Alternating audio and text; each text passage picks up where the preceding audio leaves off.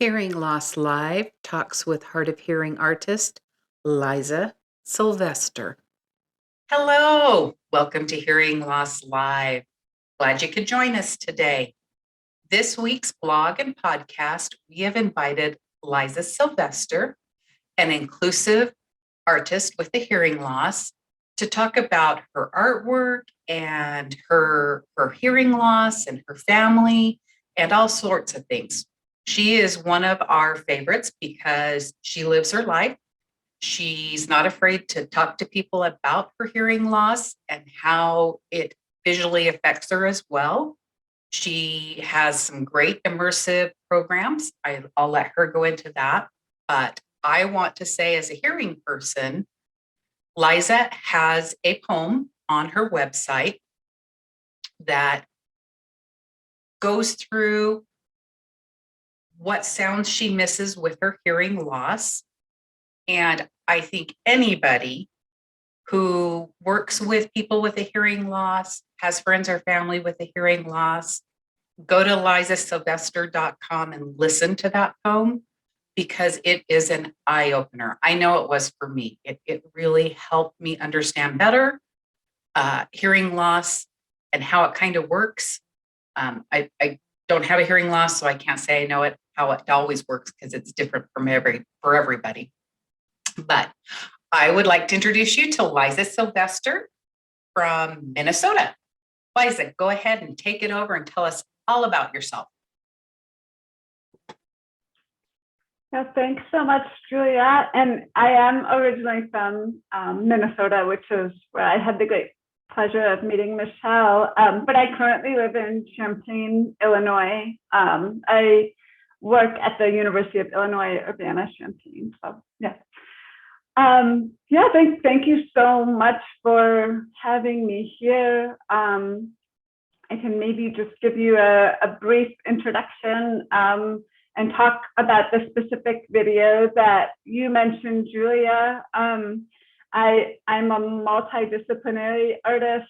I grew up losing my hearing progressively. It was profound at a young age, and then I received a cochlear implant in 2003.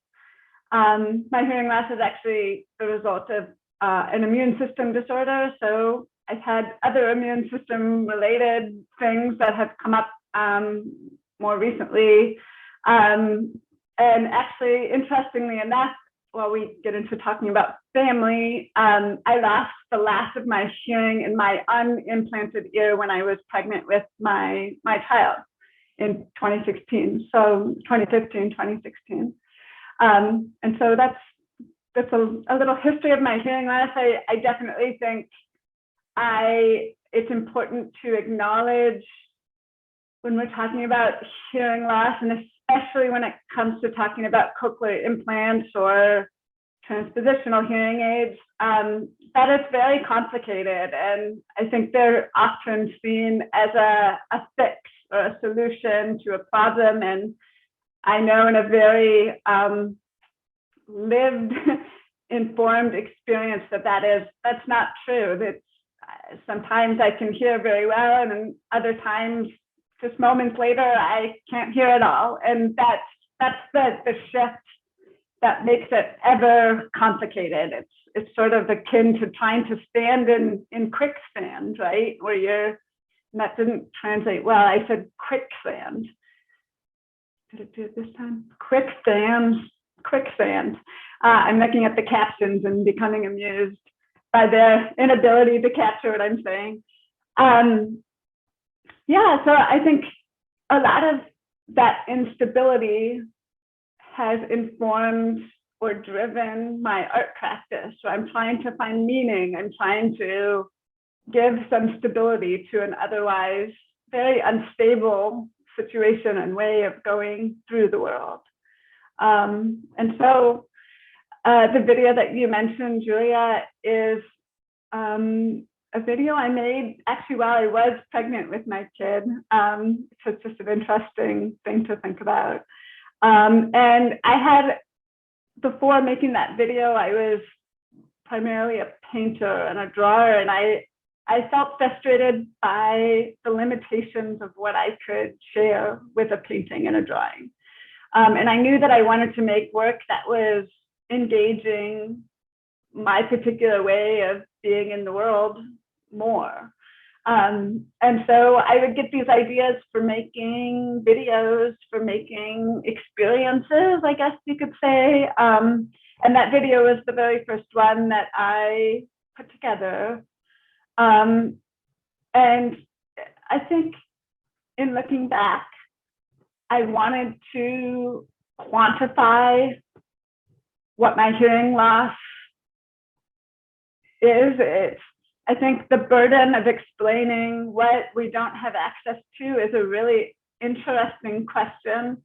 I don't know what I'm not aware of. I know what I'm aware of. And so when I'm asked to define what I don't have access to, it becomes this really ephemeral, slippery space that I think is actually really interesting and generative and complicated, right? So that video, I'm reciting something that I wrote. And the first iteration of me reciting that writing, I'm pronouncing everything in the way that I pronounce things through my accent of hearing loss, years of speech therapy, 30, I think at that time, 33 years of living with the hearing loss that I had and being mostly in the hearing world and mainstreamed. And so I'm pronouncing it through that lens. My voice becomes material.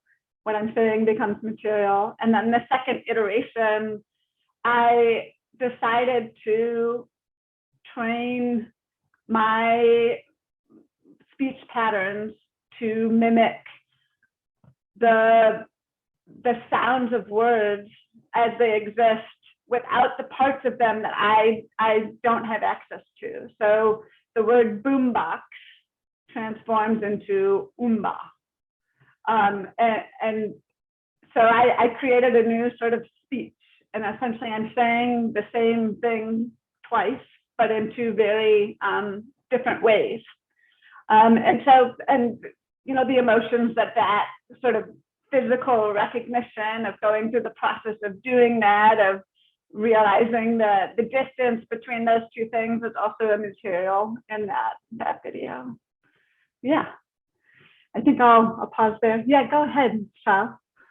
I was just thinking as you were talking about that, how much I disliked watching videos and the captions, like how I just almost totally stayed away from anything captioned, but you created your art with it. I mean, like with Hearing Loss Live, we do short videos and we do memes.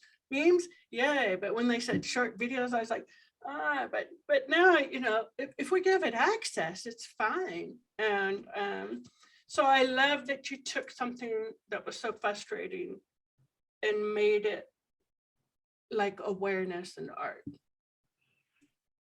Thank you. That's nice of you to say. And Michele, I saw your hand up. I just wanted to say that video that you made where you're reciting your writing, I think it was called, What If I Told You a Story in a Language I Can Hear or I Can't Hear? And I found out about you from a fellow Minnesotan who sent me an email with your newsletter in it. And that video just caught my eye and I watched it and there were no captions and I can't hear the audio.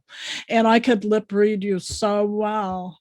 And so that's how Liza and I met. I sent her an email saying, do you have a caption version of this video? I think I know everything you said, and I transcribed it all.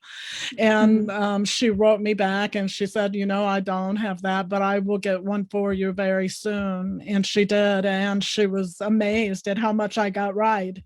But that's one thing that is such a strong connection between Liza and me. I think we grew up very much in a similar way with losing our hearing, and we're kind of hardwired to lip read. And when we connect with other people who have had that same experience, it's almost like a siblinghood. It's almost like we recognize one another and we feel really connected. And I'm so glad that that friend sent me that email with your newsletter, because Liza and I have exchanged emails back and forth for years, and I was lucky enough to meet her when she was a guest at the Say What Club convention when she presented a workshop. So it's just, I just love that video. And actually Shelley and I used that video in an oral transliteration workshop we gave to sign language interpreters who were trying to provide oral transliteration for lip readers. And it was very helpful tool to use in that workshop that we did. So I thank you for that. I just think everything you do is just so wonderful. You're boosting my ego today. Thank you. And it is true, Michele, what you say about the siblinghood, the sisterhood, or the kinship that's shared between other people with hearing loss or deafness. I'm just so fortunate to know the people that I do that understand fundamentally what it's like, and there is an instant bond. And I think that maybe especially between people with hearing loss who are hard of hearing, I find myself very much in between the deaf world and the hearing world, and it's a world that I've sort of straddled my entire life, and a whole culture exists there. And it's really beautiful and powerful to meet other people that understand that place. So your presence in my life has been a blessing over the years, Michele, and I'm so grateful to know you. I want to go back to one thing that you said, Michele, about the sort of wasted time of not having access to captions. And I would say that one thing that I always try to do in my artwork, and what I've done specifically in my caption series, where I've taken films or videos that I don't have access to because they lack captions. And I grew up before the ADA. I'm an ADA cusp generation, so nowadays there's many more captions to things than there were when I was growing up. So sometimes I'm using videos from the 90s when I was a kid, to just bring in the historical connections and contextualization of that experience. But one thing I do in that particular series, I've made several of these videos now, is I'm adding my own caption, my own commentary to the space of the captions that are lacking. And so in that way, my in-access becomes generative. Instead of me wasting my time trying to watch a 2-hour-long video, I've created a whole experience and a whole narrative and a whole point of view of my subjective interpretation of that film. And sometimes I'm trying to figure out what's going on. Sometimes I'm on the mark. Sometimes I'm really not, or so I've been told. And sometimes I'm, honing into the sort of visual language of things and what it's telling me, and what I'm able to see in that language that maybe people who are more conditioned by their hearing ability and their access to film just through sound or hearing, it's not as in focus for them. And so I've always kind of explained this special ability we have as people with hearing loss, in this way. And let me know if you're following me here, but I find myself at a play, and instead of sitting in the front row seats of the play, I'm actually in that area at the side of the play, like kind of being blocked from view behind those velvet curtains. And I'm not watching the play front on from the front seats like the rest of the audience is. I'm watching it from there, from the side. And so I can, from that point of view, I can observe the audience and learn from their reaction of the play, what the play is about. I can watch the play from the side and see what it's about, but I can also watch the actors and actresses come off the stage, and I can see all the chaos and commotion of what happens to make the play possible. And I feel like that's sort of my go-to analogy of what you gain through hearing loss. You don't gain full understanding of what's being said, but the silver lining of it is you understand communication in a more complicated, all-encompassing way. You understand connections between people in a really different way. And we never talk about the generative, like, amazing potential of that. And I guess that's what I try to maybe hint at in my artwork, or through my artwork in different capacities, but also why meeting other people with a hearing loss is such a enormous blessing, because they get it. This is Shelley, that reminds me of an experience I had with my husband who's hearing when we went to Burning Man together. Because Burning Man is incredibly noisy, but to me it's just, I don't know, it's there, but there's nothing really distinct about it unless I go and stand up to these wall of speakers and I get the music going. But there was lifeguards, about 10 guys dressed as lifeguards in little red shorts and their white shirt, and they're running around, and I'm like, God, they look so happy, and that looks like so much fun. That my husband's holding his ears, oh my God, I gotta get away, because they were blowing their whistles and I had no idea. So noise, so all that noise, I think he's distracted with it. And I think we tend to be more observant because it's not distracting us so much. He didn't even realize they were lifeguards. He just knew they had whistles.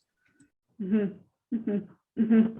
Absolutely. Yeah. I've been in similar, I've never been to Burning Man, but I've been in similar iterations of that experience for sure. Yeah. Yeah. One more thing, and then Julia can go. And I was just thinking with Off the Mark and how we make up things too, and how sometimes we have it and sometimes we don't. I know there's some songs that I think are just awesome just by the way the music is, and I can't understand the lyrics or anything. And one of those songs is Peace Frog by The Doors.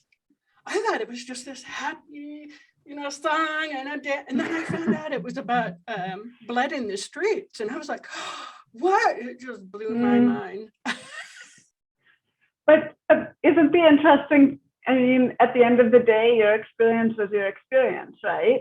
That song is about happiness for you, and there's something kind of beautiful about letting that experience be what it is without the judgment. I think that's the conditioning that we're always grappling with. Is like, okay, we can't have our own experience. We're supposed to be having this experience that we don't fully have access to. And so I say, have that experience of that Doors song about blood, please. The world would be a better place because of it, truly, if we all just sort of accepted that.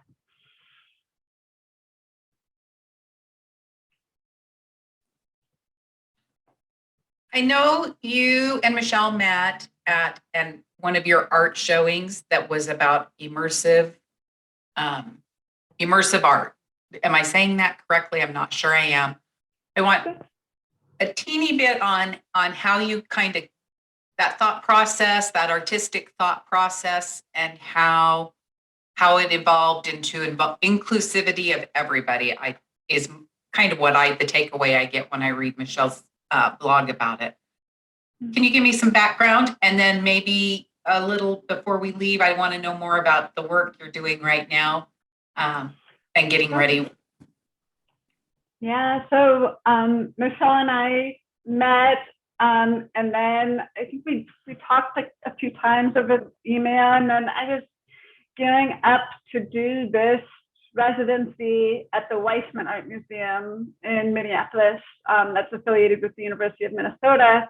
And my job was to sort of insert myself into this sensory lab that they have at the University of Minnesota. It's a group of multi-sensory scientists studying really different and diverse aspects of sensory loss. So some of them are training to be audiologists, some of them are looking at the cognitive experience of sensory loss, some of them are hearing aid engineers, working at the forefront of hearing aid technology and sound technology in that way. Others are working with perceptual psychology and blindness. Others were looking at old age and hearing loss and isolation. There's, and then there's a whole another group of them that were studying haptics and, all sorts of different, they had a lot, they still continue to have a lot of amazing things happening at that lab, which is called CATS, CATTS, at the University of Minnesota. You can look it up, and they've got a pretty cool website and a newsletter themselves.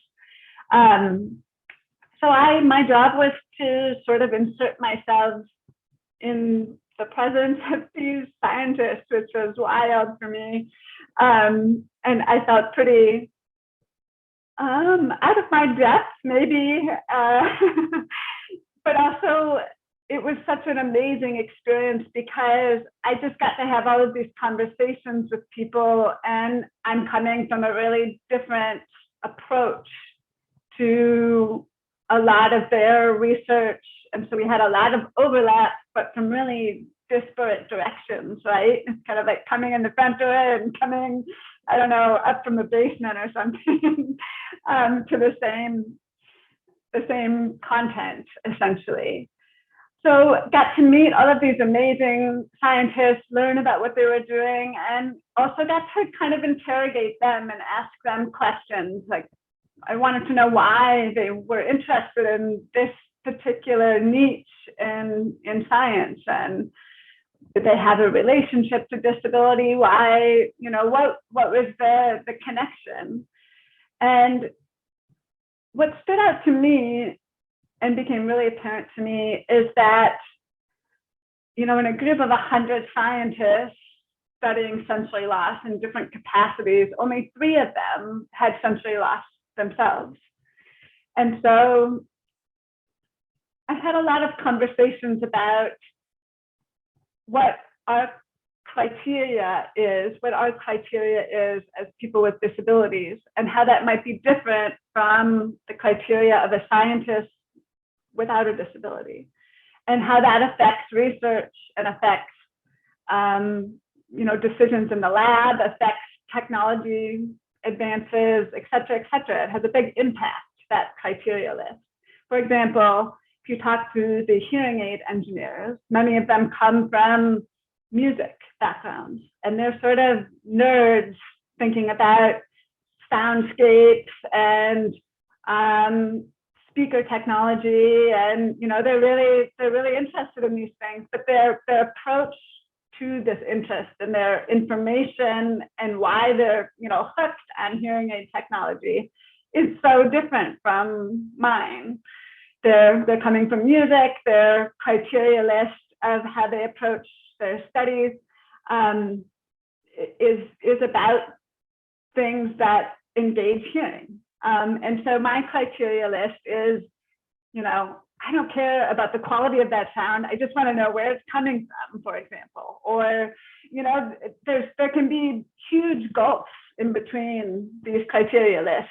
Sometimes they can be closer together. And I'm not saying that we should not have people interested in music developing hearing aids. I'm saying that we need more people with hearing loss and with actual lived experience as scientists making some of these decisions. And so after working with these scientists for 3 months and meetings and talking to people and learning all of this stuff and meeting new people, my job was to basically come up with an event based on, what I felt these scientists needed. And so I decided, first of all, let's put everybody in a museum space. We have this museum space, but also that feeling that I had, like, oh God, I'm in a science lab. I don't know what I'm doing here. I wanted those scientists to feel like that to a certain extent. I needed to kind of like shake up their familiarity with the subject to see if that could be generative, that could teach them something. And then I also was like, we need to make sure these scientists are speaking with, engaging with people that actually have sensory loss. And I want them to do it outside of the lab. I want them to do it in an equitable way. And so what does that look like, and how can art participate in some formation of that relationship? There's this hierarchy involved always when we're talking about the disabled subject and the scientist or the doctor. It's like the doctor and the scientist are up here, and the person with hearing loss or disability is the subject being studied, right? It never seems to be inverse. So I was trying to figure out how we could get things more here rather than here. And so my idea was pretty simple. I wanted to put people into groups. And so I created, I think it was 7 different groups. And each of these groups, their task was to go around to different spots in the Weissman Art Museum and talk about their experience of the artwork. And each group was sort of carefully crafted by me. I put 2 different scientists in each group from 2 different, facets of that particular lab. Maybe one of them was an audiologist and one of them was studying perceptual psychology, right? And then I put one person with a hearing loss or deafness and one person with vision loss or blindness in that group. And then I put one artist in each group. So there was we're talking about art from these really different approaches to talking about art. And the task of the group, I didn't give any accessibility accommodations. We did not have ASL interpreters on these tours. We did not have people creating verbal descriptions for those with vision loss or blindness. We just had each other in the group.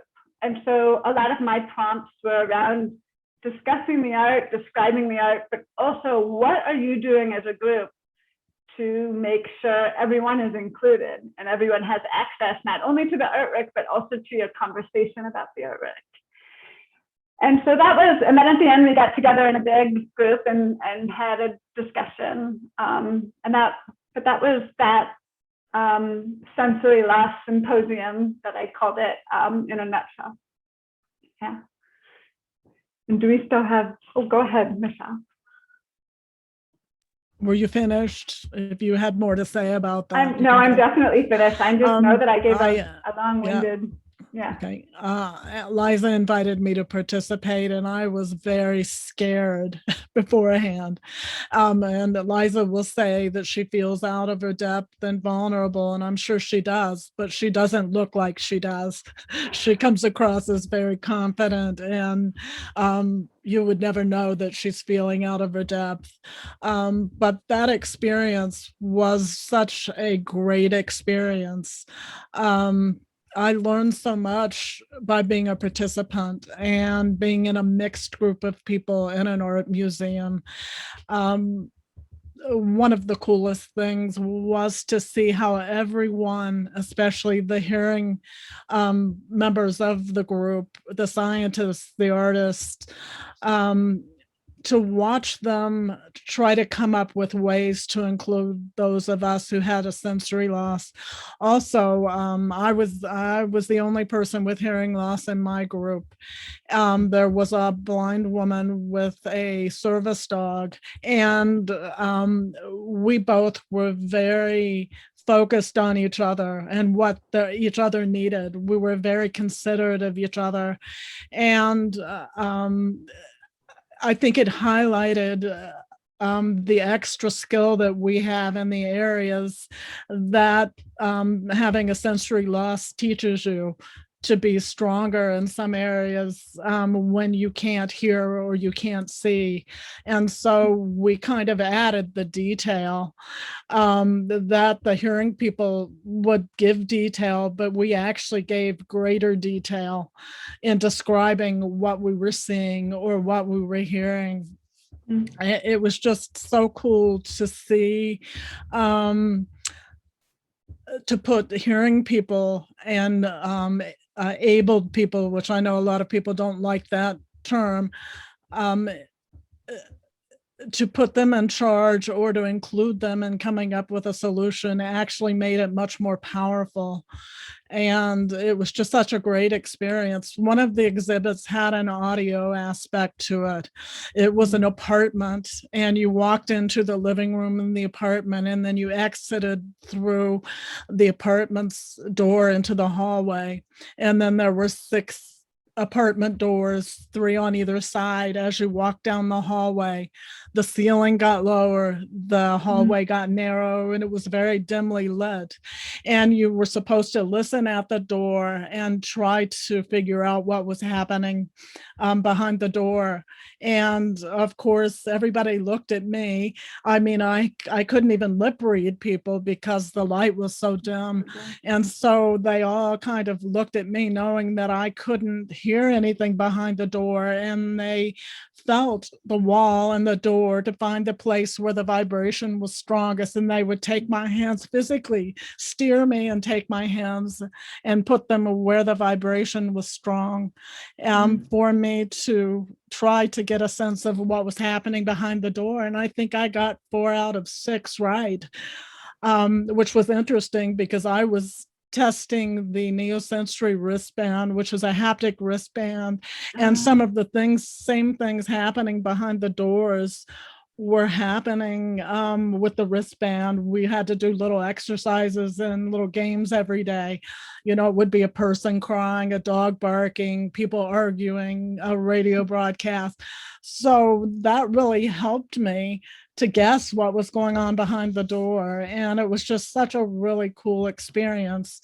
The last thing Liza and I discussed afterwards, I think we give too little value to becoming comfortable with who you are without hearing or without sight. We want hearing aids and cochlear implants to fix us. Of course, I've never worn hearing aids because I have severe hyperacusis. I can't tolerate the volume, so I never had anything to fix me. So I had the benefit of becoming really comfortable with who I am, and not being able to hear. And I think people undervalue that. And Liza and I talked about that a little bit, and how that skill of being able to navigate the world without any kind of technology is a really valuable thing. Yeah, I remember that conversation we had, Michele, and it's actually it continues to come up in my life. I recently got a new cochlear implant processor, and it's only the 3rd that I've gotten since my implantation in 2003. And so I have really mixed feelings about it. At several times throughout the process of getting the cochlear implant processor, dealing with advanced bionics and the actual absolute ableism of that company, the difficulty in communication with them, I almost decided to not renew my connection to my cochlear implant and to truly live as a completely deaf person, because it is taxing.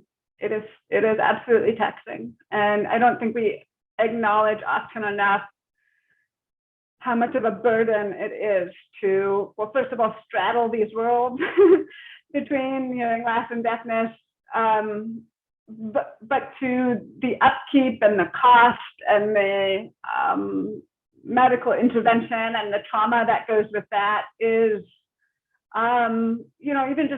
even making an appointment with my audiologist requires me to call on the phone. And at the end of the day, those are traumas, and we need to stop pretending that they're not. The world could be different. I should be able to email my audiologist to make an appointment, and I tried to.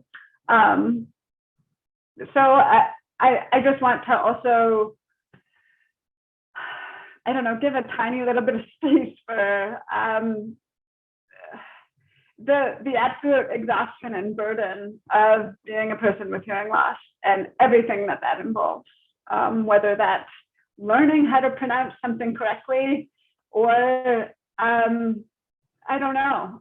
being in a position of authority, trying to parent a kid that is smart enough now that understands they can take advantage in particular ways, or I don't hear certain things and my husband does, and that is not a harmonious balance, as all parenting is not, but it's really complicated. And also, this burden of communication cannot just be mine. It needs to also be my child's. It needs to also be those I communicate with, my job, I can't do it alone. I literally cannot. And so I think I see people nodding heads, and I think that's something that people understand when they have hearing loss. So yeah. This is Shelley. I tell people, if you don't do your part, I can't do my part. So it is a two-way street, and both people have to put in to the communication effort to make it work when there's a hearing loss. And that is so taxing sometimes. Well, and the pandemic has absolutely eliminated my ability to lip read. So now going to the grocery store is a really different experience than it was pre-pandemic. And that's, I I need to wear a mask to keep my community safe, but I cannot communicate this way. So I'm rethinking a lot of things right now and trying to figure out, who am I hearing for?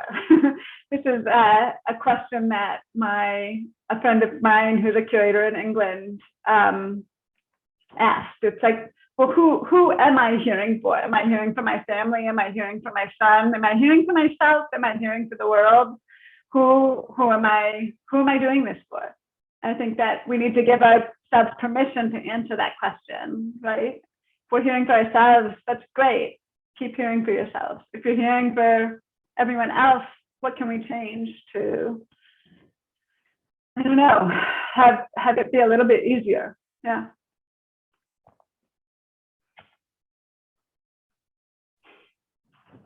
Liza, that's a really, really great question.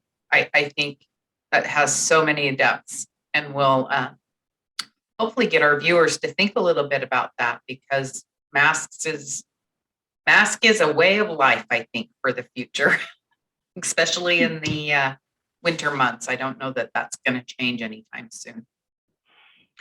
Can you tell us a little bit about what you're working on now? Oh yeah, yes, that. Yeah, so I'll try to be a little brief at least. It's related to this conversation we're having. It's I was fortunate enough to get a Joan Mitchell Fellowship this year, it's actually a 5-year fellowship, which is amazing, but that's supporting me working on this exhibition that will be at the John Hansard Gallery. I'm looking to see, that's not how you spell it. It's John, and then Hansard is HANSARD. It's so off, but I'll share it with you in the chat or something afterwards. John Hansard Gallery at the University of Southampton in England. So this is, first of all, a big space. I'm so fortunate to work with the curator there. Her name is Sarah Hagen. Hi, Sarah. She's amazing. She comes to access through poetry and creative writing. So she and I have just a lot in common around how we think it's productive to have these conversations in public, in the art sphere. There's a lot of tokenization that's happening in the art world right now of people with disabilities. And so I think that this work needs to be done in really specific ways. And Sarah's a really good person to have on your side when you're doing that. But the work that I'm working on right now, and so I'm creating a video that's kind of the next generation of my captioned films. So I'm trying to integrate into the process of making the film the access. So considering access from conception rather than after the artwork is completed. So how do audio descriptions or verbal descriptions, how can that become an artwork? How can the captions become an artwork? And so the video is, it's an alteration of a video that I grew up watching. So again, it's this lineage of my history, a nod to my, particular time in this context of the ADA and access and disability, which is this video is the movie Sweet Sea, which is about a little girl who's a mermaid, and she lives with her parents under the water. And I had this Sweet Sea doll as a child, and I remember this Sweet Sea doll being with me in really particular moments that were traumatic as a kid. And I'm thinking about, the little me that experienced that film and was so in love with that film, and I had more hearing then. So I'm thinking about that film and my recollection of that film as someone with more hearing than I have now, with different hearing than I have now, because I process everything through my cochlear implant now. But also, this, what happens to us as we age and we get older and our experiences. So it's looking back at my memory of that film and the senses that inform that memory, that are not present for me in the same way anymore. But it's also thinking about, the magic of being a child and experiencing a film. And so I'm also bringing my own child in, and I'm talking to them about the film. And so my description and my storytelling is sort of connecting those two experiences. I'm now a mother, I'm not a child anymore, but we're engaging this archive of my childhood and a bunch of other people's childhoods too, but I'm focusing on mine in particular, to both visually and audibly describe this film so that it's accessible to people with vision loss and blindness. But it's also a connection between, the past and the present. I'm telling the story to my kid. And then their voice and their interpretation and what they pick up on, their subjective experience, is also coming into the film. So it's a family project. We're also, all this time at home with the pandemic has been exhausting, of course, but it's also been so interesting to just see the materials of everything all together. So it's like my artwork and my professional life and my Legos all on the same table, right? and so trying to use that in a really practical, lived experience sort of way. And I'm looking at these Legos, and I'm looking at these instruction booklets for the Legos. And I'm thinking about how interesting it is to have these instructions to make something. And then I'm giving my cochlear implant, and it has the same almost eerily set of instructions, like this is how you turn it on, this is who you call, this is what goes in there. And so I'm looking at the similarities in these instruction booklets, and also like the actual sizes and the materials of the things. So we're also creating these Legos that are part cochlear implant, part Lego. And I'm going to make these sculptures with my kid, and that's going to be one aspect of the, you know, like larger than life kind of like immersive Lego experiences that are part cochlear implant. And so, yeah, I'm thinking about this, how access can be integrated into artwork rather than separate from it is a big thing I'm thinking about right now. And I think so often we had, you know, this normative experience, and then we have this sort of like extension for people that need it, but it's not given a lot of focus. And at the end of the day, it's really not a very good experience to have this little extension. So I'm thinking more and more about, and I'm doing this also at the university where I work and teach, you know, how can we get people to be excited about access and how that can really inform and shift art making, so that at the end of the day, it's not just the burden of the museum to create access. That's not really cutting it at the end of the day. It's more integrated into everything that we're doing. So yeah, that's what I'm working on. There's a lot to do. The show will open in October in England, and I'm pretty excited about it.